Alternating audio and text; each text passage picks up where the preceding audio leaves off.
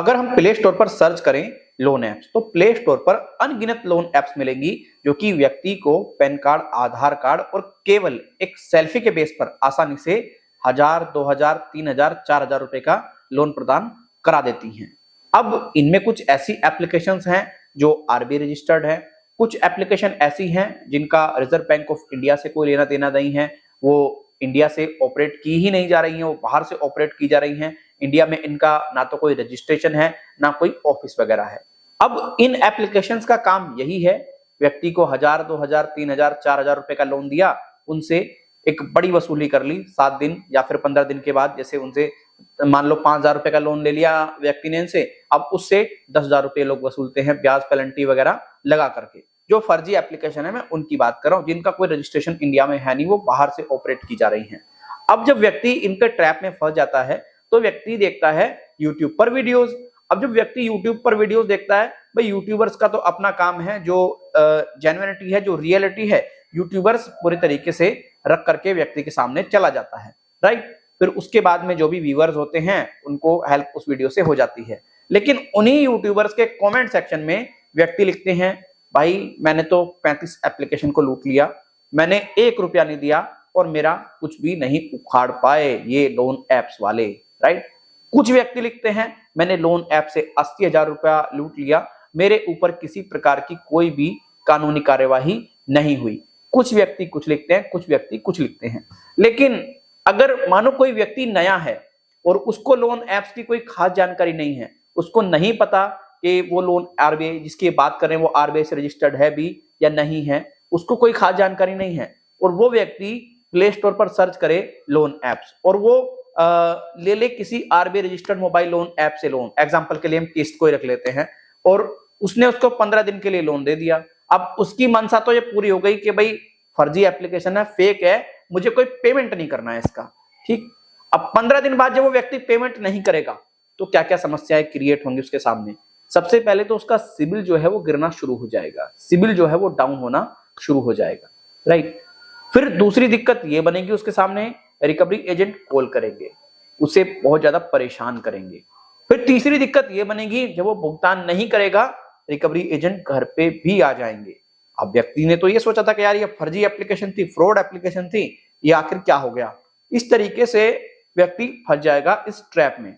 तो देखो, अगर आपने भी किसी फर्जी लोन एप्लीकेशन से लोन लिया है और अगर आप किसी भी यूट्यूबर को कमेंट कर रहे हैं तो वहां पर जरूर मेंशन कर दें कि भैया हमने फर्जी लोन ऐप से लोन लिया है और आरबीआई रजिस्टर्ड ऐप से लोन नहीं लिया है, हमने इतनी एप्लीकेशन को लूटा है। अगर आप फिर भी लूटना चाह रहे हैं, हालांकि आप ऐसा ना करें, अगर आप करना चाह रहे हैं तो ध्यान रखें, ये जरूर देख लें कि कौन सी एप्लीकेशन आरबीआई से रजिस्टर्ड है, कौन सी एप्लीकेशन आरबीआई से रजिस्टर्ड नहीं है।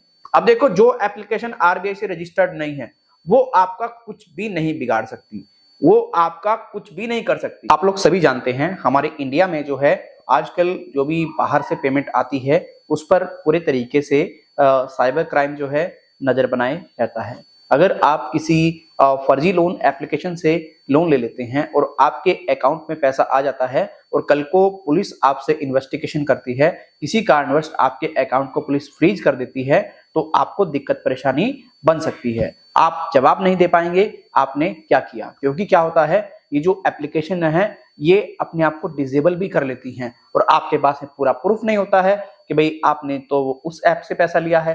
पैसा जो भी आपके अकाउंट में आता है फर्जी लोन एप्लीकेशन से, वो किसी इंडिविजुअल अकाउंट से आता है और बाहर के अकाउंट से आता है, तो थोड़ा सा आपको दिक्कत परेशानी भी हो सकती है। अब ऐसा नहीं है, इंडिया से भी एप्लीकेशन ऑपरेट की जा रही है, इंडिया से भी पूरी तरीके से एप्लीकेशन चल रही हैं, लेकिन वो तो नहीं पता ना आपको कि वो जो पैसा आपके खाते में ये लोग डिसबर्स कर रहे हैं वो किस टाइप का है, 1 नंबर का है, 2 नंबर का है, कैसा है।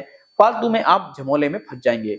तो इसीलिए मेरा आप लोगों से यह निवेदन है, देखिए, अगर आपने किसी फर्जी लोन एप्लीकेशन से लोन ले लिया है और आपको किसी प्रकार की कोई कॉल आ रही है, कोई परेशान कर रहा है, कोई डरा रहा है, कोई धमका रहा है आपको, तो आप उसकी जो कंप्लेन है वो cybercrime.gov.in पर जरूर कर दें। उससे क्या होगा, आप सिक्योर हो जाएंगे, आप पुलिस प्रशासन को दिखा सकते हैं कल को कोई प्रॉब्लम होती है, देखिए मैंने साइबर क्राइम में भी कंप्लेंट की थी और ऐसे में इस लोन ऐप के जहां से मैं फंस चुका था, ठीक है। अब देखो, काफी व्यक्ति ऐसे हैं जो कि लगातार लोन ऐप से लोन लेते रहते हैं, लगातार लेते रहते हैं, लेकिन ये उनके लिए ज्यादा बेटर होगा जो व्यक्ति पूरे तरीके से फर्स्ट टाइम लोन लिए हैं और वो फंस चुके हैं।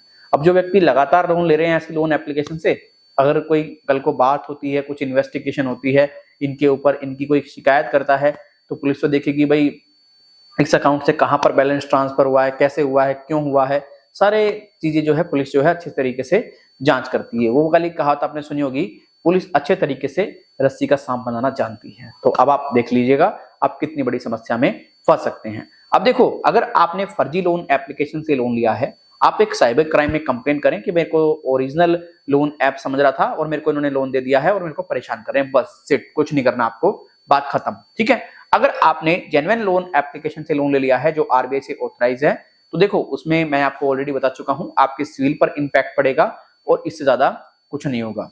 बाकी कोई 4-5, 2,000, 3,000, 4,000 के लिए क्या कोई केस करेगा, कोई केस वगैरह नहीं होगा। काफी व्यक्ति हमें ईमेल भी करते हैं, कमेंट भी करते हैं, सर हमने लोन एप्स का रीपेमेंट नहीं किया तो क्या होगा, क्या हम जेल चले जाएंगे, क्या हम वो हो जाएंगे, ये हो जाएंगे।